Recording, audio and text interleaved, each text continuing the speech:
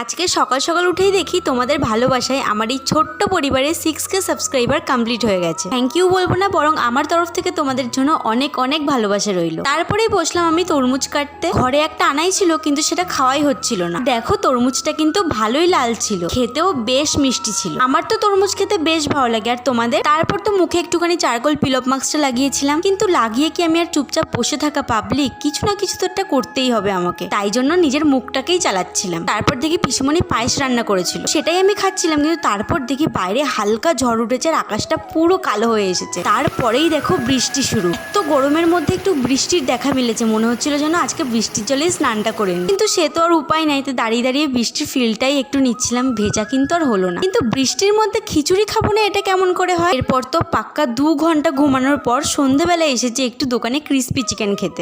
নিয়েছি কিন্তু এটা ক্রিস্পি চিকেন চেস। তাহলে চলো আজকের জন্য টাটা, লাভ ইউ অল।